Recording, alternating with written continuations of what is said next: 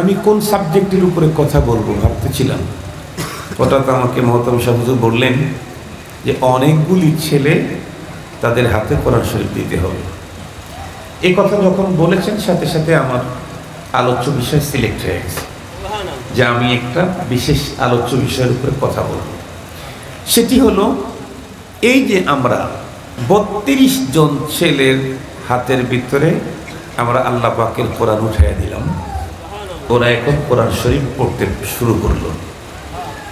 চেহারাগুলো দেখছেন, প্রত্যেকের মাথায় পাগড়ি, তাই না? পোশাক পরিচ্ছদ চেহারা সব কিছু দেখে আমাদের যেন একটু লোভ হইতেছে। এই মাদ্রাসা অনেক আগে আসছি আর এখন এসে সত্যি ছেলেদের অবস্থা তিলাওয়াত যেটা শুনলাম সত্যি একটা ঈর্ষণীয়। আলহামদুলিল্লাহ, আল্লাহ তাআলা এই মাদ্রাসাকে উত্তর তারাক্কির পায়ায় তাকমিল পর্যন্ত পৌঁছিয়ে দিন। আউযু বিল্লাহি মিনাশ শাইতানির রাজীম।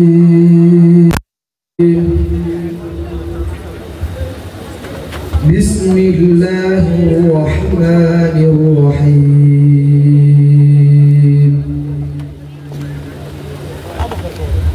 কুল আতিউল্লাহা ওয়ার রাসূল فإن تولوا فإن الله لا يحب الكافرين.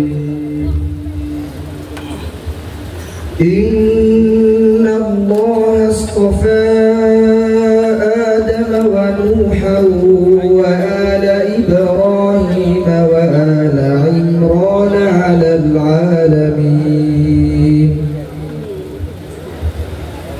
ذرية بعضها من بعض والله سميع عليم.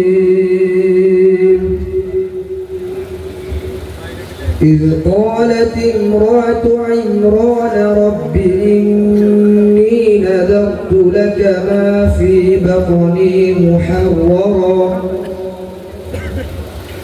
إني نذرت لك ما في بطني محررا فتقبل مني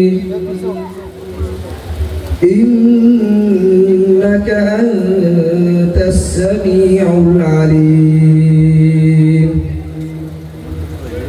فلما وضعتها قالت رب إني وضعتها والله أعلم بما وضعت وليس الذكر كالأنثى وإني سميتها مريم وإني أعيذها بك وذريتها من الشيطان الرجيم. صدق الله العظيم. السلام عليكم ورحمة الله وبركاته.